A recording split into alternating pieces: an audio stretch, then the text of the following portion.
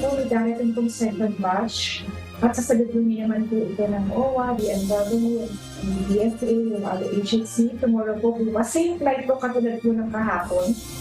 Sa Southern Lebanon, though, we're waiting for the final recommendation of our embassy in Beirut. So we'll update you on that, but we'll ensure that they are safe. Second batch ng Pinoy repatriates mula sa Israel darating na sa Pilipinas bukas. Libu-libong Pinoy sa Southern Lebanon pinalilikas na dahil sa gulo sa pagitan ng Israel at Hezbollah. Actually, di ho ako nagkapit. May nagkapit ho. Tatandaan po ng lahat ng kandidato na patunayan namin dito, kayang-kaya namin patunayan lalo na sa issue ng vote buying, illegal campaign materials. Ilang kandidato nakitaan agad ng paglabag sa pagkakabit ng campaign posters sa unang araw ng kampanya para sa barangay at sangguniang kabataan elections. Particularly dun sa umpisa muna sa technical division, paakyat ng legal division, hanggang dun na sa office of the chairman. Jeff Tumbado humarap na sa National Bureau of Investigation. Aligasyon ng korupsyon sa LTFRB, pinangatawanan sa isinumiteng sinumpaang salaysay. Gusto po matuwa kaso walang dito po, hindi po enough eh. Kung hindi po lahat po sila mahuhuli, hindi po enough eh. Tuloy-tuloy pa ang pag-iimbestiga natin at yun namang mga tao na nasa custody natin ay patuloy na nagbibigay ng mahalagang impormasyon para mapabilis natin na masolve itong kaso na ito. Dalawa pang suspect sa pagkamatay sa hazing ni Aldrin Larry Chua Bravante sumuko na rin. Iba pang suspect sa hazing nagpadala na ng surrender fillers.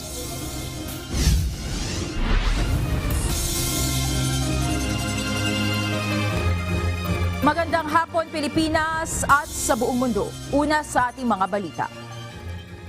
Kinupirma ng Department of Foreign Affairs ang ika-4 na Filipino casualty sa pag-atake ng Hamas militants sa Southern Israel. Samantala, bukas naman ang inaasahang pagdating sa Pilipinas ng ikalawang batch ng Filipino repatriates galing Israel. Ito ang balita ni Rosalie Coz live. Rosalie, ilan na ba ang kabuuang bilang na nare-repatriate? Monica, binanggit ni Department of Migrant Workers Officer in Charge, Hans Leo Bakdak, na 35 overseas Filipino workers sa Israel ang nagpahayag ng kagustuhan na makauwi na ng Pilipinas. 16 sa kanila nakauwi na ng bansa kahapon. If we deep regret so that we confirm the fourth casualty. Because of the wishes of the family, we're not going to give the identity. Isa pang Filipina caregiver ang kumpirmadong nasawi sa pag-atake ng Hamas militant sa South Israel malapit sa Gaza Strip noong October 7. Mismong si Foreign Affairs Secretary Enrique Manalo ang kumumpirma nito at nagpaabot ng pakikiramay sa naulilang pamilya ng kababayan. Tumanggi na ang mga otoridad na tukuyin ang pagkakakilanlan nito sa hiling ng kanyang mga kaanak. Sa update ng DFA, 4 na ang Filipino casualties sa Hamas attack at mayroon pang 2 unaccounted for. Bukas naman darating ang ikalawang batch ng Pinoy repatriates galing sa Israel. Hapon ng October 18 nang dumating sa bansa ang 16 na overseas Filipino workers o OFWs na nagpasaklolo sa Philippine government upang makabalik ng Pilipinas. Ito ang unang batch ng Pinoy repatriates mula sa Israel sa gitna ng nagpapatuloy na gyera sa pagitan ng Israeli forces at Hamas militants. Tomorrow po, darating pong second batch. At sasaluduhin naman po ito ng OWA, DMW, DFA, yung other agency. Tomorrow po, same flight po katulad po ng kahapon.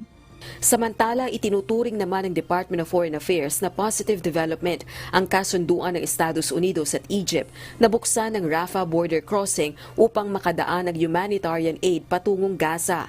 Isang border sa pagitan ng Egypt at Gaza ang Rafah border crossing. Ayon kay Foreign Affairs Undersecretary De Vega, nananatiling suliranin ang supply ng pagkain, tubig at iba pang pangunahing pangangailangan sa Gaza. Pinaghahanda naman ng nasa 135 Filipino nationals na nasa southern Gaza dahil sa anumang oras ay posibleng buksan ang passage. It could be possible by the end of today, Israel time, or tomorrow, meron ng opening. Because the Israelis have always said, be ready at any time because it could be at any day. Gayunman, dahil may mga kababayang nakapag-asawa ng Palestinian nationals, posibleng ilan sa kanila ang piliing magpaiwan sa Gaza. Oras namang makatawid sa Egypt, maaari nang ma-repatriate ang mga kababayang naipit ng gulo sa Gaza Strip.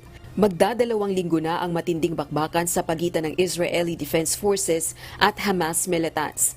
Ang pinangangambahan ng DFA, mas tumindi at lumawak pa ang gulo kung kailan mas mahihirapang makalabas ang mga naiipit na kababayan sa Gaza Strip.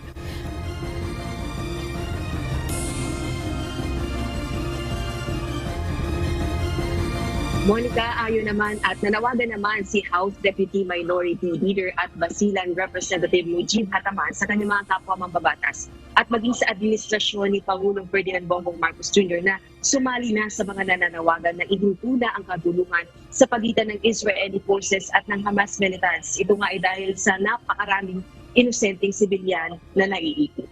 Balik sa iyo, Monica. Maraming salamat, Rosalie Cos, live na nag-uulat mula sa House of Representatives. Libo-libong Pilipino naman sa Southern Lebanon ang pinalilikas dahil sa gulo sa pagitan ng armadong Hezbollah at Israeli forces. Samantala, itinaas ng US State Department ang travel alert laban sa Lebanon na do not travel dahil sa security situation. Nagbabalik si Rosalie Cos.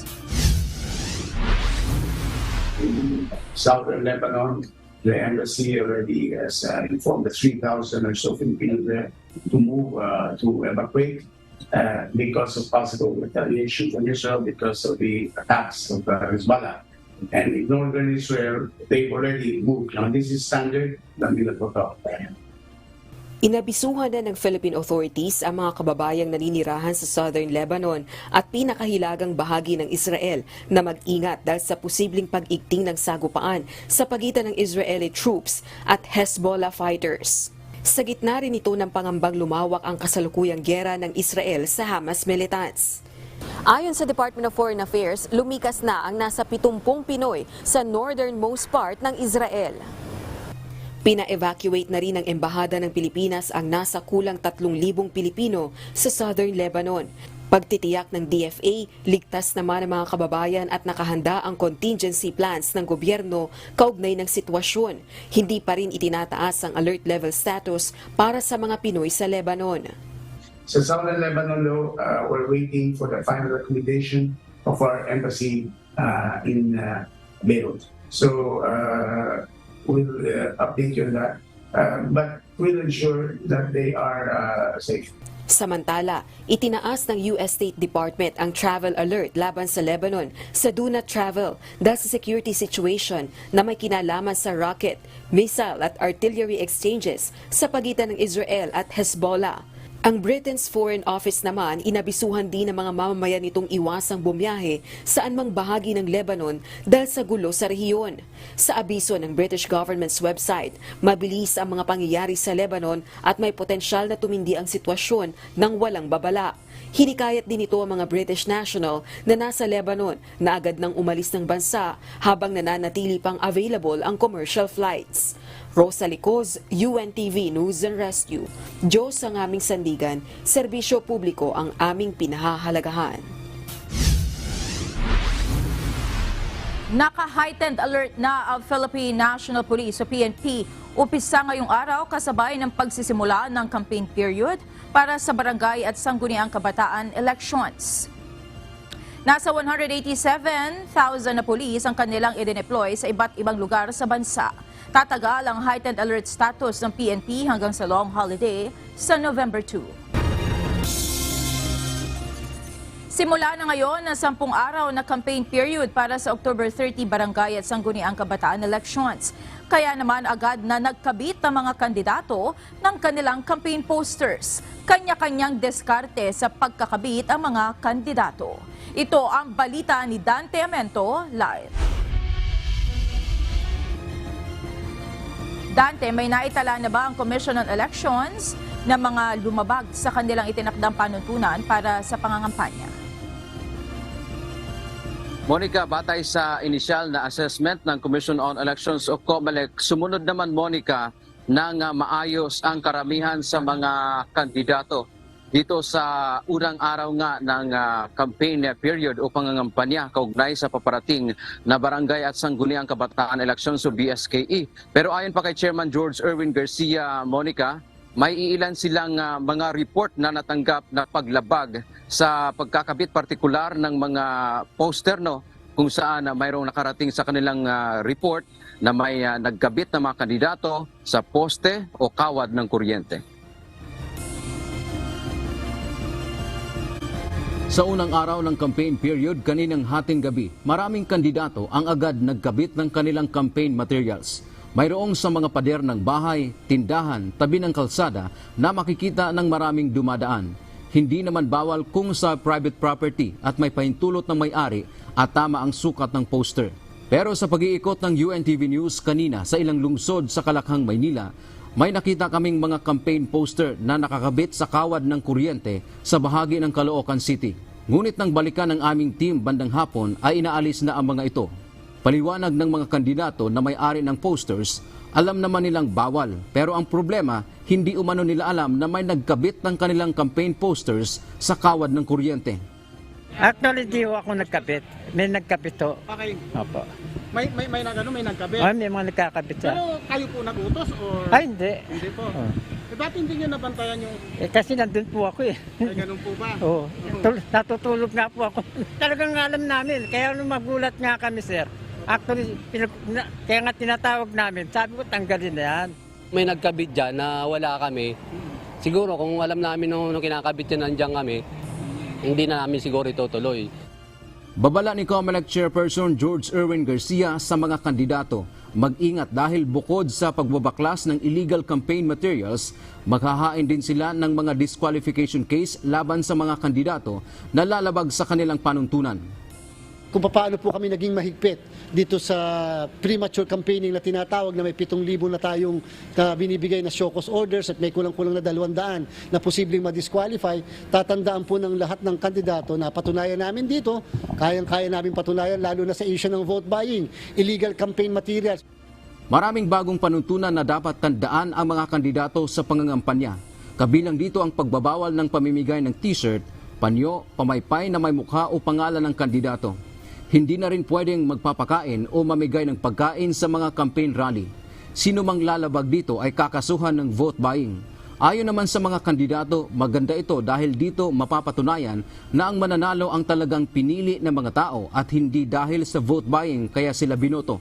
Doble ingat din sila, baka taniman sila ng ebidensya ng mga kalaban sa pamamagitan ng pagkakabit ng gawa-gawang poster nila. Nakakapanibago, oo. Although dati naman na may guidelines, pero nabe-break yun dati, hindi naman gano'ng kahigpit. Ang ginagawa ko, kumukuha ako ng updated na COMELEC resolutions nang sa ganon, hindi kami lumalabas o lumalagpas doon sa guidelines. Sa ngayon, patuloy ang monitoring ng COMELEC at Philippine National Police hinggil sa mga aktibidad kaugnay ng paparating na halalan. Para uli sa kabatiran ng lahat, ang campaign posters dapat nasa common poster areas. Ito ay sa mga plaza, pamilihan, barangay centers at iba pang kaparehong mga lugar. Dapat ang sukat ay 2 by 3 feet. Monica, kaugnay nga ng opisyal na pag-uumpisa ng campaign period para sa barangay at sangguniang kabataan elections. Bukas na bukas din, Monica, ayon pa kay Chairman Garcia, ay sisimulan ng Commission on Elections ang kanilang nationwide Operation Baklas. Ito mga lahat ng mga illegal, Monica, na mga poster na nakakabit sa poste ng kuryente o kawad ng kuryente at iba't iba pang mga illegal na campaign materials, kung yan man ay oversize, ay kanilang nang sisimulang babaklasin bukas, araw ng Biyernes. At susundan yan, Monica, ng Operation Baklas sa darating naman na 27. Ito ay 3 araw lamang, no, Monica, bago ang nakatakdang barangay at SK elections. Pero ayon pa nga kay Chairman Garcia, kapag mayroon silang nakita talagang maraming mga paglabag na kailangang baklasin, ay pwede naman nilang gawing araw-arawin yung pagbabaklas nitong mga illegal campaign materials in particular. Yan man ang ating update mula dito sa Caloocan City. Balik sa iyo, Monica. Maraming salamat, Dante Amento. Hindi maaaring basta na lamang magbaklas ng nakikitang illegal campaign posters ang mga pulis. Ayon kay PNP Public Information Office, Acting Chief Police Colonel Jean Fajardo, mayroong proseso ang Commission on Elections o COMELEC ukol dito at sumusunod lamang ang PNP sa utos ng COMELEC bilang isa sa kanilang deputized agency. Ito ang balita ni Leia Ilagan. At hindi po sila po pwedeng basta magbaklas po ng any perceived illegal campaign materials po. Kailangan mo nang i-report sa mga election officer na nakasasakop sa isang lugar ang mga campaign poster ng kandidato bago ito baklasin ng mga pulis. Ayon kay PNP Public Information Office Acting Chief Police Colonel Jean Fajardo, dapat muna din itong i-document o kunan bilang ebidensya sa nagawang paglabag. It will be up to the election officers po to issue and send notices po dito sa mga kandidato, particularly yung mga illegal campaign materials na nakalagay outside of the common poster areas. Gayunman, bilang deputized agency ng COMELEC, sinabi ni Colonel Fajardo na handa ang PNP na ipatupad ang election guidelines. Nilinaw din ni Colonel Fajardo na bawal sumama sa mga campaign sorties na mga kandidato ang mga pulis. Alam po natin we should be a non-partisan entity po. However, may mga cases po na kung sakasakaling hihilingin po ng sino man pong kandidato na sila ay masecure because there are perceived threats against their life.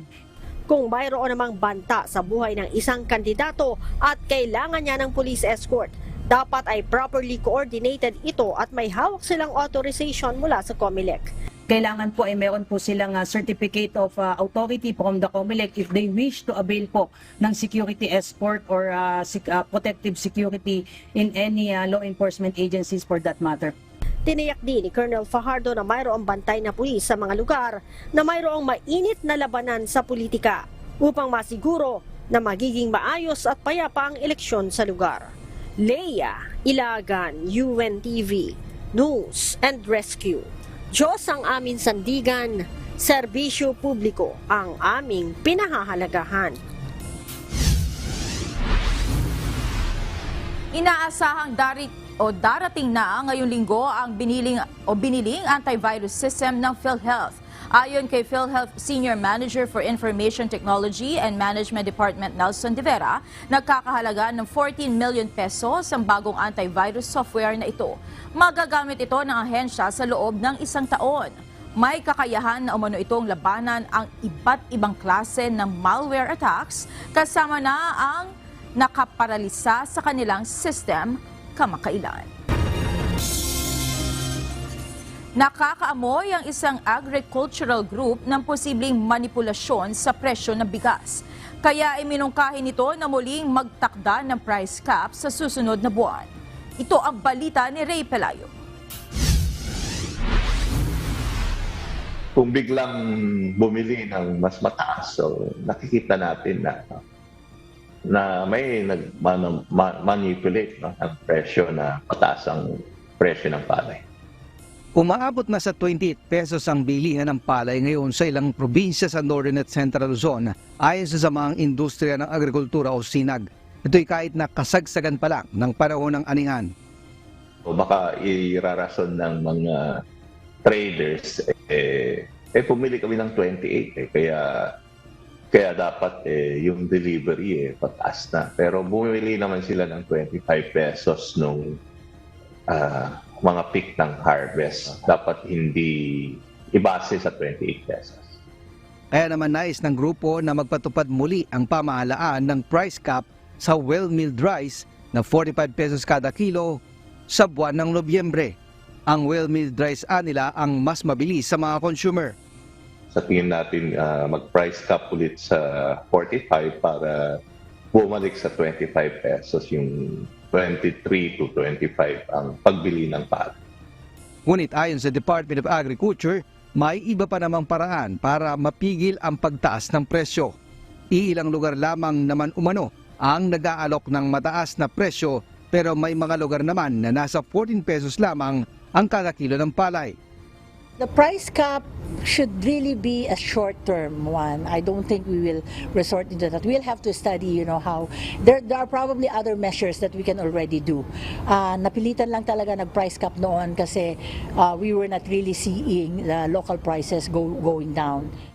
Ayon sa DA, inaasahan nilang hindi natataas ang presyo ng bigas hanggang sa katapusan ng taon. Makakatulong din nila ang ibebentang bigas ng India sa Pilipinas na 295,000 metric tons.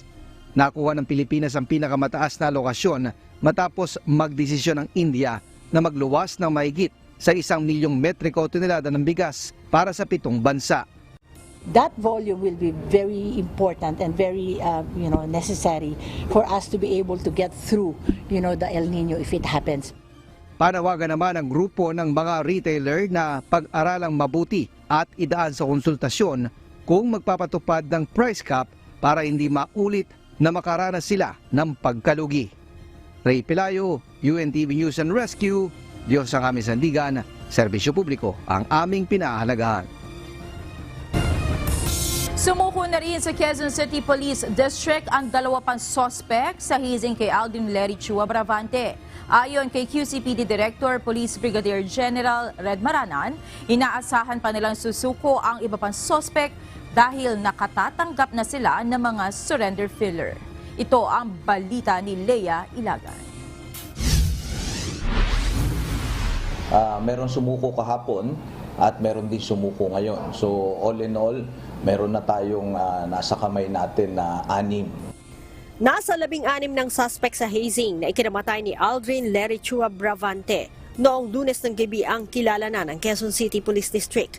Ayon kay QCPD Director, Police Brigadier General Red Maranan, 6 dito ang nasa kustodiya na ng Criminal Investigation and Detection Unit, kabilang ang isang sumuko kahapon at isa kaninang umaga. Nagpadala na rin ang surrender fillers ang iba pang dawit sa hazing, kaya't inaasahan nila ang paglutang ng mga ito sa mga darating na araw. Gayunman, sinabi ni General Maranan na nasa 3 pa aniya ang inaalam pa ng QCPD ang pagkakakilanlan. Tuloy-tuloy pa ang pag-iimbestiga natin at yun namang mga tao na nasa custody natin ay patuloy na nagbibigay ng mahalagang impormasyon para mapabilis natin na masolve itong kaso na ito. Dagdag ni General Maranan, inamin ng 2 huling sumuko ang kanilang naging partisipasyon sa hazing. Yung isa, ang sinasabi niya, ang participation niya is yun nga, siya yung isa siya doon sa nagbabantay at nakilahok din siya doon sa initiation rights. Yung isa naman ay ganun din, nakilahok siya at isa din siya doon sa nagbabantay. Ang maganda nito ay yung bawat isa sa kanila ay isa-isang na-identify yung iba pa, dahil 'di ba may mga nakuha tayong CCTV footages na nakasakay sila sa motor papunta dun sa site. Na-identify nila kung sino-sino yung mga nakasakay sa motor na yon. Para naman sa asawa ni Aldrin, gusto po matuwa po, so walang dito po, hindi po enough eh. Kung hindi po lahat po sila mahuhuli, hindi po enough eh. Nakita niyo po ba yung itsura ng asawa? Yung grabe po yung enough niya, pati talampakan niya po, may mga pasa-pasa po, may kagat, may paso ng, ano pong ginawa nila? Nais naman ang tatay ni Aldrin na mahuli lahat ng suspect. Torture po yung ginawa sa kanya. Hindi po ng taugama yung gawa eh. Hindi po eh. Grabe po yung ginawa nila sa anak ko. Sobra-sobra talagang grabe. Pagdusahan nila, yung ginawa nilang kasalanan, hustisya po yung gusto kong malutas sa pagkamatay ng anak eh. Hindi na rin naman maibabalik yung buhay ng anak ko. Pagdusahan na po nila. Panawagan ni General Maranan sa iba pang suspect. Sumuko na sa mga otoridad dahil hindi titigil ang mga tauhan ng QCPD hanggat hindi sila nakikita. Leia Ilagan, UNTV, News and Rescue. Diyos ang aming sandigan, serbisyo publiko ang aming pinahahalagahan. Mayroon nang sinusundang lead ang Philippine National Police hinggil sa umunoy pagkawalan ng 25 anyos na si Miss Grand Philippines 2023 candidate Catherine Camilo. Ayon kay PNP Public Information Office, Acting Chief Police Colonel Jean Fajardo, nakausap na ng Batangas PNP ang pamilya, mga kaanak at kaibigan ng biktima. Pinuntahan na rin anya ng mga otoridad ang mga lugar kung saan sinasabing huling nakita si Catherine.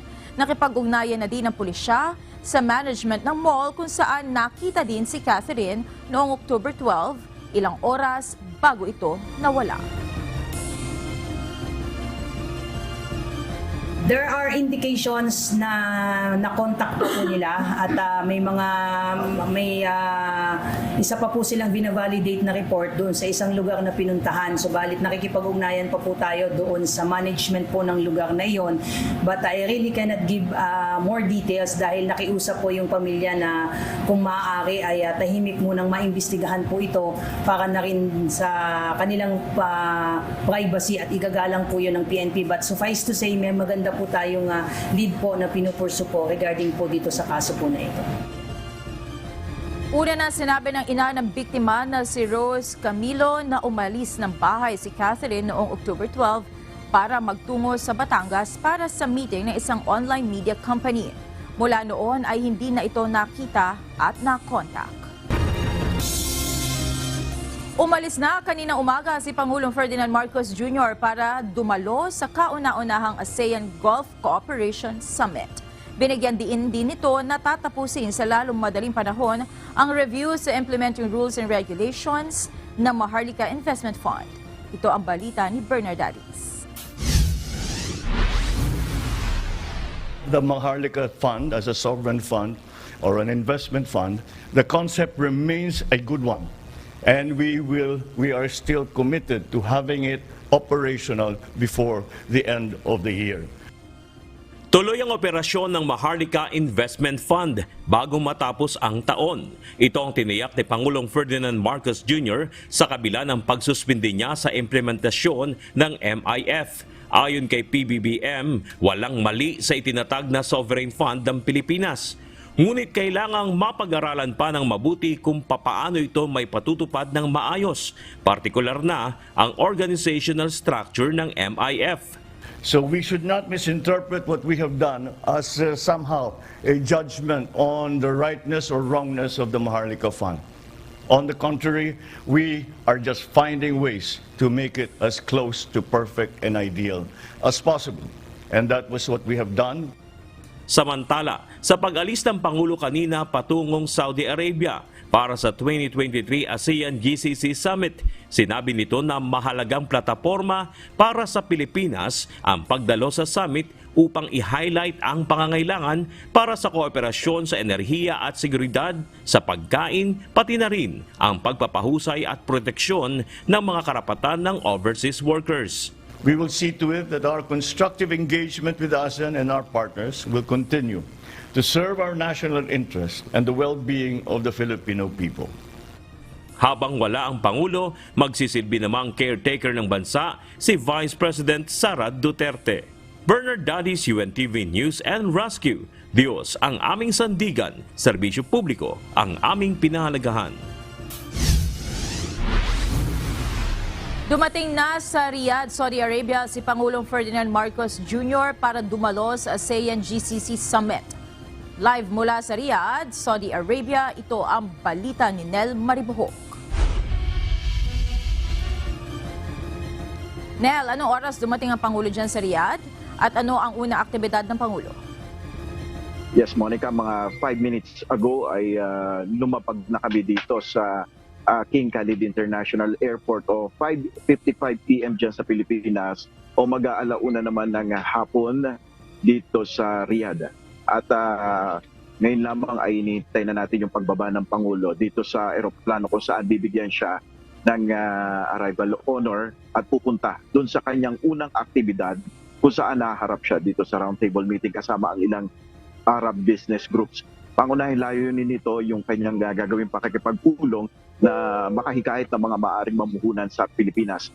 Bukas naman, Biyernes, ay makakasama ng Pangulo ang Filipino community dito sa Saudi Arabia kung saan dito naman ilalatag ng Pangulo ang mga programa ng pamahalaan para sa mga overseas Filipino workers. Sa kanyang ikatlong aktibidad naman, Monica, ay dadala na ang Pangulo sa First Cooperation ASEAN Gulf Cooperation Council Summit. At sa pulong na ito ay naasahan natin yung pagpapatibay ng relasyon ng ASEAN countries at Gulf states. At magbibigay tayo ng iba pang mga updates, Monica, sa mga susunod pa nating mga newscast ukol na dito sa magaganap na kauna-unahang First ASEAN Gulf Summit na dadaluhan nga ng Pangulo dito sa Riyadh. Monica. Maraming salamat, Nel Mariboho. Narito naman ang mga balitang nakalap ng UNTV News Global Correspondents na ihahatid ni Polly Dasal mula sa Taiwan.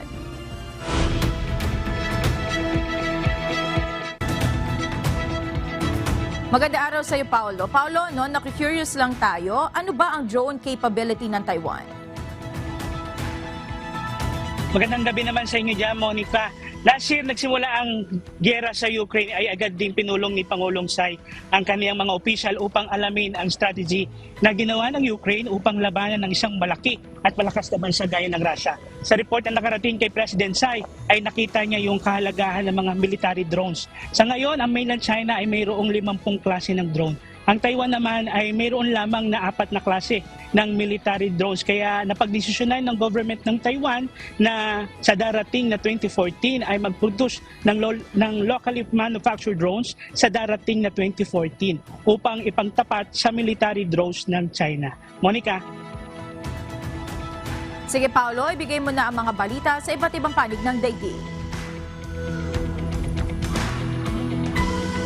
Nagtungo sa Pyongyang, North Korea si Russian Foreign Minister Sergei Lavrov para sa isang 2-day visit. US at South Korea nababahala sa lumalakas na relasyon ng dalawang bansa. Ito ang balita ni Aisel Kaisit. Sinalubong ni North Korea Foreign Minister Cho Son-hui ang Russian counterpart na si Sergei Lavrov araw ng Miyerkules sa Pyongyang. Kasama rin sa mga sumalubong ang ilang North Koreans na may hawak na bulaklak at mga watawat ng dalawang bansa. Sa isang ginanap na pagtitipon, lubos na pinasalamatan ni Minister Lavrov ang matibay na suporta ng Democratic People's Republic of Korea o DPRK kontra Ukraine. Nagpahayag din ito ng pakikiisa kay North Korea leader Kim Jong-un. Nagtungo rin kamakailan sa Russia ang leader ng North Korea kung saan inimbitahan nito si Russian President Vladimir Putin na dumalaw naman sa Pyongyang. Ayon pa kay Lavrov, ang kanyang pagtungo sa DPRK ay napakahalagang pagkakataon upang mapag-usapan at pag-aralan ng dalawang bansa ang mga napagkasunduan ng mga pinuno sa naging pagbisita ni Kim sa Moscow. Posible rin na bigyang impormasyon ni Lavrov ang DPRK tungkol sa pagbisita ni President Putin sa China. Samantala, nababahala ang Estados Unidos at South Korea sa lumalakas na relasyon ng DPRK at Russia. Pinaratangan ng US ang North Korea na nagpadala umano kamakailan ng shipment ng mga armas sa Russia. Subalit pinabulaanan ni Kremlin spokesperson Dmitry Peskov ang paratang at sinabing wala itong basehan. Sa kabilang banda, pinaiigting din ng Estados Unidos at South Korea kasama ang Japan ang pagsasagawa ng military drills bilang paghahanda laban sa banta ng DPRK. Azel Kaisip, UNTV News and Rescue. Diyos ang aming sandigan, serbisyo publiko ang aming pinahahalagahan.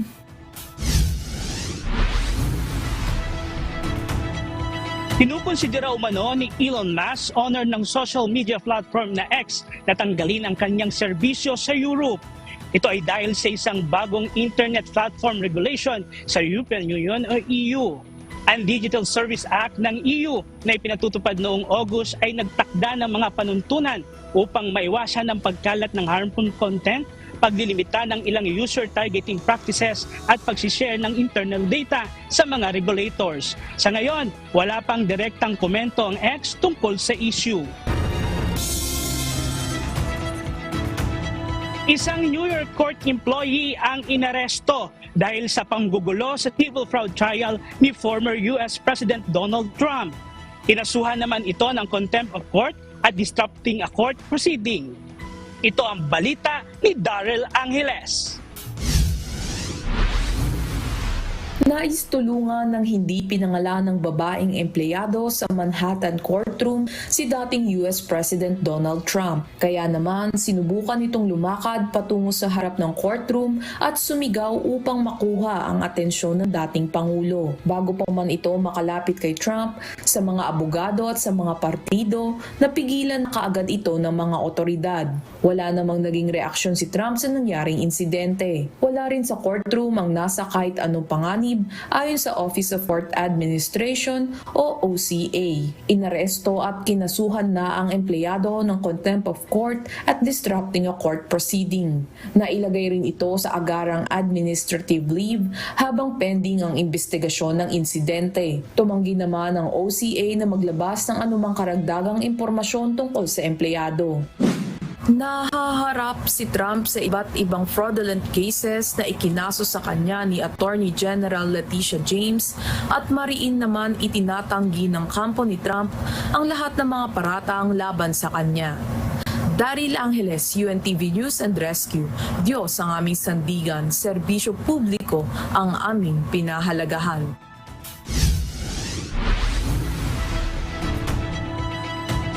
Planong ilunsad ng isa sa biggest e-commerce website na Amazon ang drone delivery sa United Kingdom, Italy at isa pang location sa US bago matapos ang taong 2024. May integrate ang drone delivery sa kasalukuyang fulfillment network ng Amazon. Ito rin ay deploy mula sa same-day delivery site. Layo ng Amazon na palawigin ang kanilang urban delivery program na tinatawag nilang Prime Air. Inulunsad ang Prime Air sa California at Texas noong nakaraang taon. 2020 nang makakuha ng federal approval ang e-commerce giant upang makapag-deliver ng mga produktong gamit ang isang fleet ng unmanned drones. At yan ang mga balita mula sa iba't ibang panig ng mundo. Wala dito sa Kaohsiung, Taiwan, ako si Paulo Dasal. Magandang gabi. Nanumpana sa pwesto ang bagong talagang hepe ng Philippine Coast Guard. Ito ang balita ni Ryan Lacanlale, live. Ryan, ano ang ipinangako ng bagong PCG Commandant at ano ang magiging prioridad niya sa PCG? Monica, ipagpapatuloy daw ng bagong commandant ng PCG ang nasimulan ng sinundan niyang administrasyon sa tugon dito sa West Philippine Sea at hindi raw sila gagawa ng anumang hakbang na maaaring mawala ang anumang teritoryo ng ating bansa na pinoprotektahan natin. Opisyal lang nanumpa ngayong araw ang bagong talagang pinuno ng Philippine Coast Guard sa katauhan ni Coast Guard Admiral Ronnie Hill Gavan. Si Gavan ang ika-30 commandant ng PCG. Pamumunuan niya ang mahigit 30,000 tauhan ng Philippine Coast Guard. Sa kanyang talumpati, sinabi nito na palalakasin niya ang performance ng PCG sa implementasyon ng pangunahing tungkulin nito. We will strengthen the performance of the Philippine Coast Guard in the implementation of 5 main functions, namely maritime safety, maritime security, maritime search and rescue, and maritime law enforcement, as well as environmental protection. Tiniyak din niya na poproteksyonan nila ang interes at teritoryo ng bansa alinsunod na rin sa direktiba ng Pangulo.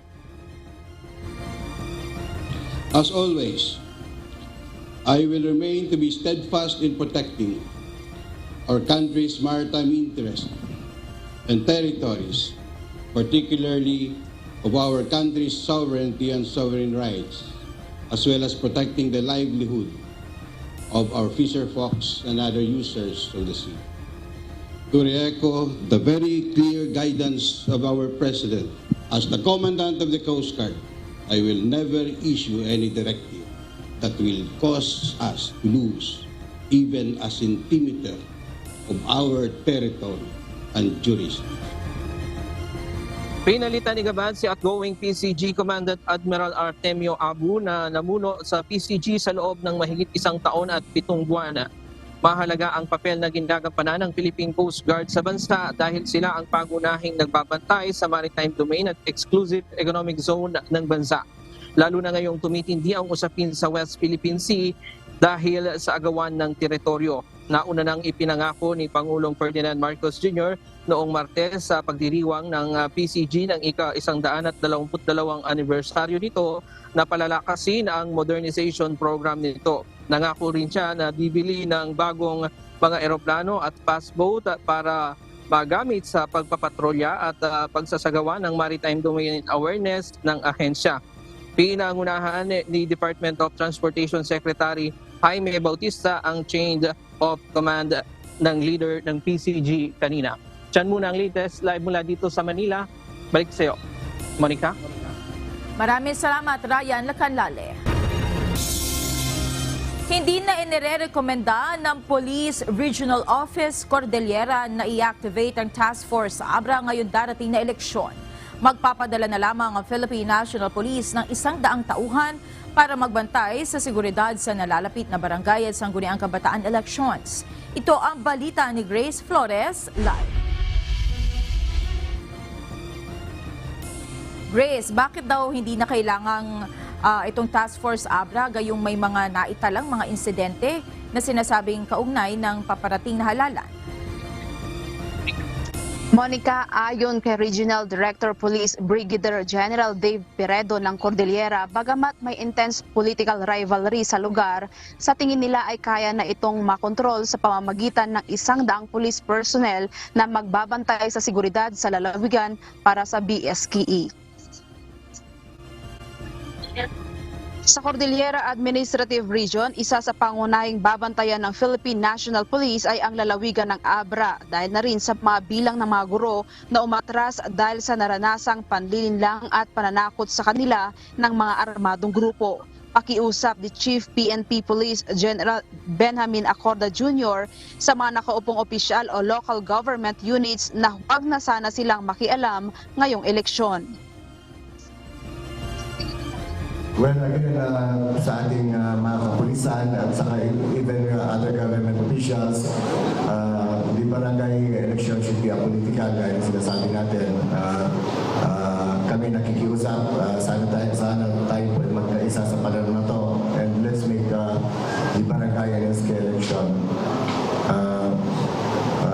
clean and honest and void from any influence by other higher officials na magiging magulo. Hayaan po natin ang ating mga kababayan na mag-exercise ng right to select without undue influence. Hindi naman ilalagay sa orange category ang bayan ng Bukay dahil sa nangyaring insidente sa nakaraang Lunes, kung saan nagkaroon ng palitan ng putok sa pagitan ng mga pulis at ilang lalaki na may bitbit na matataas na armas na nagresulta sa pagkasawi ng isang lalaki. Sa ngayon ay nasa 49 na barangay na ang inilagay ng PNP na areas of concern sa lalawigan ng Abra dahil sa iba't ibang election-related incidents. Kanina ay personal na dinaluhan ni Chief PNP Acorda Jr. ang selebrasyon ng ika-122 taong Police Service Anniversary sa Camp Bado Dangwa. Dito binigyang pagkilala ang mga natatanging mga opisyal at non-uniform personnel ng ProCorps. Nakatanggap din ng marked vehicle ang iba't ibang police office para sa mabilis na pagresponde kapag may mga untoward incidents sa rehiyon, ambulance at maging ang mga emergency kits. Monica, kanina nga ay nagsagawa rin ng ceremonial burning ng marijuana bricks at fully grown marijuana na nakarecover sa tuloy-tuloy na isinasagawang marijuana eradication sa lalawigan ng Benguet at Kalinga Province. Yan muna ang balita. Balik sa'yo, Monica. Maraming salamat, Grace Flores. Kumpiyansa ang Commission on Elections o COMELEC sa Palawan na maihahatid ng ligtas ang mga election paraphernalia sa iba't ibang lugar sa lalawigan matapos na ilagay sa insurgency-free status ang lalawigan. Ito ang balita ni Andy Pagayona live. Andy, ano na lamang ang nakikitang problema ng Palawan na posibleng maging hadlang sa paghahatid ng mga election paraphernalia sa iba't ibang munisipyo dyan? Monica, ayon sa COMELEC, ang posibleng maging problema na lamang umano ay ang weather condition. Pero kung sakaling magkakaroon man ng lagay ng sama ng panahon, ay nakahanda naman umano ang Philippine Coast Guard. Hindi na umano magiging banta sa seguridad ang presensya ng mga rebelding komunista sa lalawigan ng Palawan, lalo na ngayong malapit na ang botohan ng barangay at sangguniang kabataan election o BSKE sa October 30. Ayon kay Attorney Forcival Mendoza, Provincial Election Officer ng Palawan, tiwala sila na hindi ito makakahadlang sa gagawing paghahatid ng mga election paraphernalia sa mga munisipyo dahil insurgency-free na ang lalawigan. Ang lalawigan ng Palawan ay insurgency-free na. Meron na lang nakikitang mga sightings sightings na lang but actually halos sumuko na yung mga rebelde dito. Ayon pa sa COMELEC, sa kasalukuyan nasa 90 to 95% na ang COMELEC sa paghahatid ng mga election paraphernalia sa buong lalawigan. Target nito na matapos ang paghahatid sa mga munisipyo sa October 26 o October 27. Samantala, naging matumal naman ang pagsisimula ng campaign ng mga kumakandidato ngayong araw dito sa Puerto Princesa. Pailan-ilan lang ang mga nakasabit na poster ng mga kandidato sa syudad at ilang munisipyo sa Palawan. Nananatili pa rin na may 4 na kandidato sa lalawigan ang pinadalhan ng show cause order ng COMELEC dahil sa umano'y election violation. Isa sa Puerto Princesa, isa sa Cuyo at 2 naman sa bayan ng El Nido na pawang tumatakbo bilang barangay chairman. Yan muna nga latest live mula dito sa Palawan. Balik sa iyo, Monica. Maraming salamat, Andy Pagayona, live na nag-uulat mula sa Puerto Princesa City. Nagsalita na si Defense Secretary Gilbert Gibo Teodoro sa namataang electronic billboard niya sa EDSA. Ngunit nilinaw ng kalihim na wala siyang kinalaman dito. Hindi rin naman anya masama ito dahil totoo naman ang sinasabi niya tungkol sa China. Ito ang balita ni Hardin Delgado. I said it in an interview. It was flashed on a billboard without my doing. And if there be consequences, I'm ready to face them. But I just said the truth. Hindi para sa politika. Ito ang paglilinaw ni Defense Secretary Gilbert Gibo Teodoro matapos kumalat ang mga litrato ng electronic billboards o e-billboards kung saan nakapaskil ang kanyang larawan at may pahayag na nagsasabing kung hindi pipigilan ng Pilipinas ang China, patuloy ang panghihimasok nito sa sovereign jurisdiction at teritoryo ng bansa. Paliwanag na Secretary Teodoro, wala siyang kinalaman sa e-billboards at isang taga-suportaan niya ang naglagay nito. Gayunman nanindigan ng kalihim na karapatan ang malayang pamamahayag at pawang katotohanan din anya ang kanyang sinabi kontra China. I gave that statement during a TV interview, and one of our supporters, who is Filipino Chinese by the way, found it to be resonant and started posting it on electronic billboards that he owns. But nevertheless, I thank the supporter who flashed it on the billboard for his conviction and standing up for the rights of Filipino people in our territorial sea, our 200 nautical mile EEZ, other areas where we have sovereign jurisdiction and where we have title. Bumuelta rin si Secretary Teodoro sa pahayag ng China na iligal umanong sinasakop ng Pilipinas ang Pag-asa Island. Ang illegal occupation ay kanila.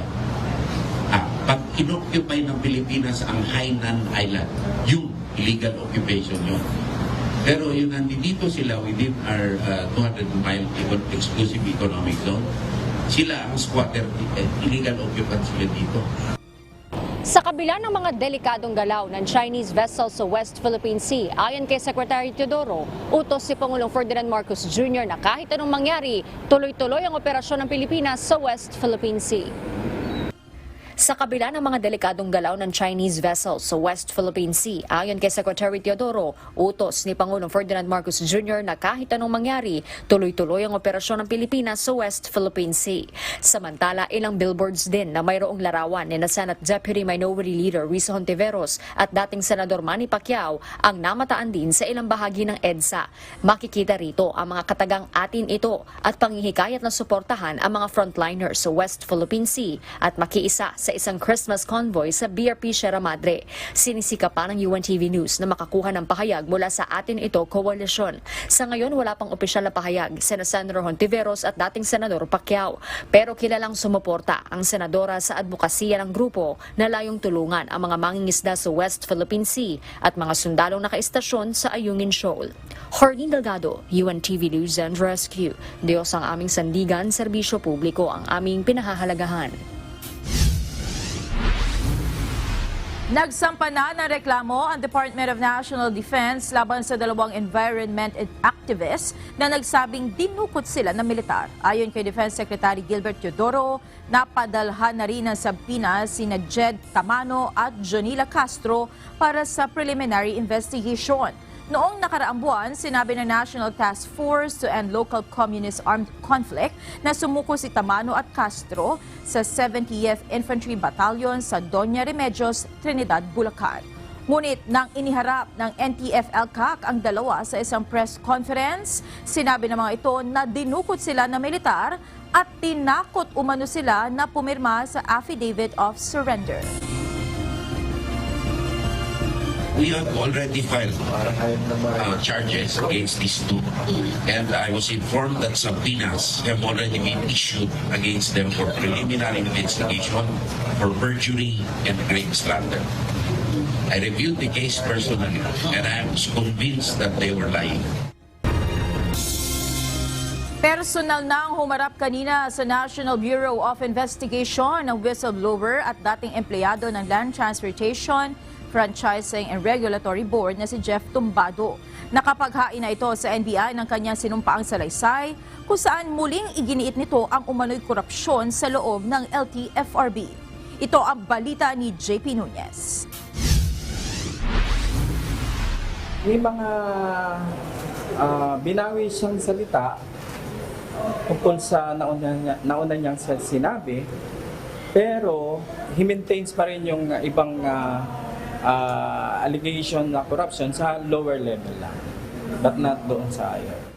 May nakuha ng bagong abogado ang whistleblower at dating empleyado ng Land Transportation Franchising and Regulatory Board na si Jeff Tumbado. Si Tumbado ang nagsiwalat ng umano'y katiwalian sa loob ng ahensya. Nakapagsumite na siya ng sinumpaang salaysay sa National Bureau of Investigation kung saan inilahad nito ang kanyang mga nalalaman sa sinasabing korupsyon at mga irregularidad sa LTFRB.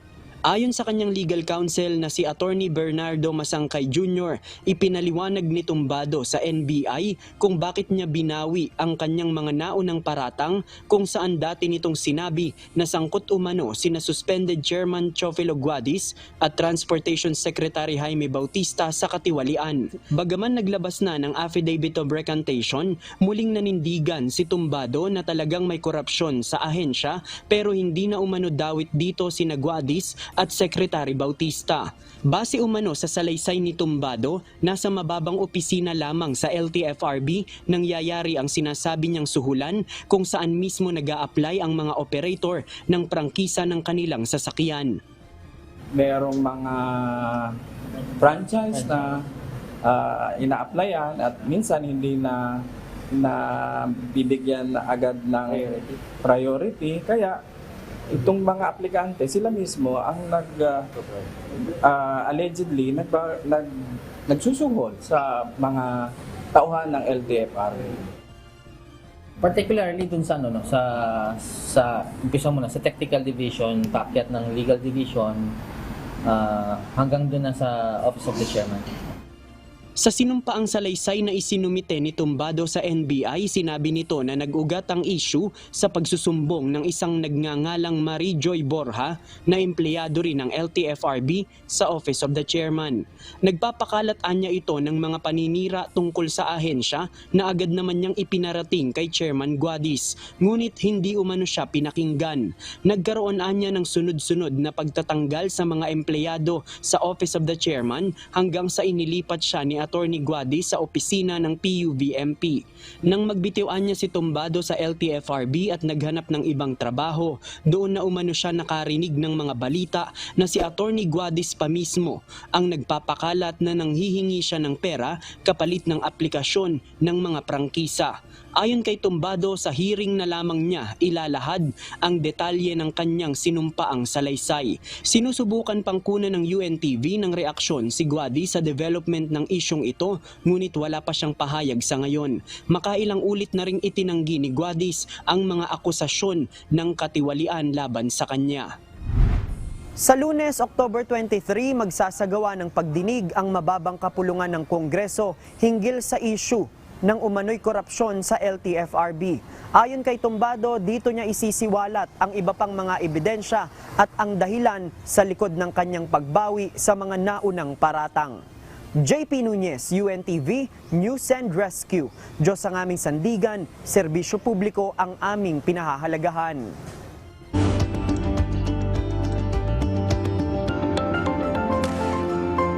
Ngayong tag-ulan na ulit, uso na naman ang ubo, sipon at lagnat. Sa katunayan, ayon sa Department of Health, tumaas ang kaso ng tinatawag na influenza-like illness ngayong taon. Kaya payo ng mga eksperto, maigi magsuot ng face mask kung lalabas ng bahay upang maiwasang mahawa. Ito ang balita ni Gladys Duarte. Halos 5 anak ko nagkaubo, pati misis ko. Inuubo na siya nung gabi, tapos kinabukasan, sumunod na yung kasi halos magkakatabi kami sa higaan, sumunod na yung mga katabi na kapatid niya. Hanggang sa yun, yung 5 nga nagkaroon na sabay-sabay. Halos 3 araw din na lumiban sa klase ang grade 2 student na anak ni Joseph Bautista Jonatas dahil sa ubo. Matapos umano itong mahawaan ng panganay niyang anak, hanggang sa ang buo na niyang pamilya ang nagkasakit. Ayon kay Mang Joseph, hindi na niya ito pina-check up. Sa halip ay pinainom na lamang ng gamot sa ubo at mga herbal medicine. Upang maiwasang mahawaan ulit at mabigyan ng proteksyon ang kanyang pamilya, tinitiyak nitong umiinom ito ng bitamina bago umalis ng bahay. Absent po na siya sa school siguro for 3 days. Kasi nga, nakakahiya rin eh, bukod dun baka makahawa. Tapos, kung 50 sila sa room, baka lahat yun magsahawa-hawa bukod pa dun sa labas ng room. Kaya pinagpahinga na lang din namin. Ganon din ang nangyari sa pamilya ni Nanay Marilu Maranan. Pareho silang nahawaan ng ubo at maging lagnat. Kaya minabuti ng mga ito na manatili muna sa bahay hanggang sa gumaling na sila. Hindi na sila lumalabas. Nakalib yung asawa ko ng 2 weeks. Tapos yung anak ko naman, nag-face mask na lang siya kasi ang ginawa ko na lang, bago siya pumasok, papainumin ko muna siya ng vitamins bago kumain. Ay pagkatapos kumain, tapos face mask, dala lang siya ng tissue. Yun, tubig, inom lang ng maraming tubig. 2 lamang ang pamilya ni Marilu at Joseph sa mga tinamaan ng influenza-like illness. Ayon kay Dr. Ron Jane Solante, infectious disease expert, dahil sa panahon ngayon, tumataas ulit ang bilang ng nagkakaroon ng respiratory diseases o trangkaso. Kung saan nakararanas ng ubo, pananakit ng katawan, minsan ay sore throat at lagnat ang isang tao at tumatagal ito ng 3 hanggang 4 na araw. At ang madalas na nahahawaan nito ay ang mga bata at matatanda. Unang-una, we have to remind everyone, just like your COVID, it's also something that a respiratory tract infection, madaling magkahawaan yan through droplet or aerosol. So, ibig sabihin, pag merong isa dyan or dalawa nagkakasakit, and then yung physical distance, hindi na natin na-observe ngayon, especially sa mga paaralan, sa mga public areas, mataas talaga ang risk ng infection or transmission. As of October 13, 2023, nakapagtala na ang Department of Health ng 151,375 cases ng influenza-like illness sa bansa. at mas mataas ito ng 45% kumpara sa 104,613 cases na naitala sa parehong panahon noong 2022. Payo ni Dr. Solante, ugaliin ang pagsusuot ng face mask kung lalabas ng bahay. We have to educate again, no, and remind everyone na napaka-importante magsuot ng face mask, no, whether an ordinary face mask, a cloth mask can be acceptable, no, para lang that's the barrier of getting the infection. At the same time, especially for sa mga vulnerable population, kasi ang mga vulnerable population, ito yung natatamaan na pag influenza-like illness lang, pwedeng mag-severe, no, kagaya ng COVID. Mas maigi rin kung manatili muna sa bahay at magpahinga muna kung nakararanas na ng sakit na ito upang hindi makapanghawa pa. Mabuti rin kumain ng mas masusustansyang pagkain, gaya ng gulay at prutas upang mapalakas ang resistensya tapos ay sabayan ng mga bitamina. Bukod dito, hinihikayat ng mga health expert ang publiko na magpabakuna laban sa influenza para maiwasan ang pagkakahawaan lalo't inaasahan ang pagtaas ng kaso sa Enero ng susunod na taon. Gladys Tuwabi, UNTV News and Rescue. Diyos ang aming sandigan, serbisyo publiko ang aming pinahahalagahan.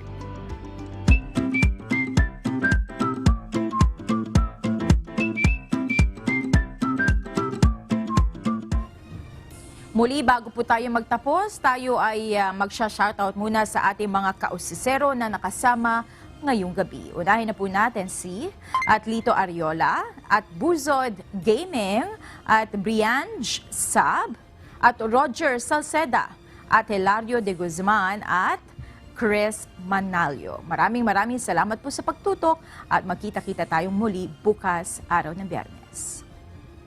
Narito naman po ang salita ng Diyos na ating sandigan mula sa aklat ng unang Pedro, Kapitulo 1, versikulo 22 na nagsasabi, Yamang nilinis ninyo ang mga kaluluwa sa inyong pagtalima sa katotohanan, sa pag-ibig na hindi pakunwari sa mga kapatid, ay ibigan kayo ng buong ningas ng inyong puso sa isa't isa.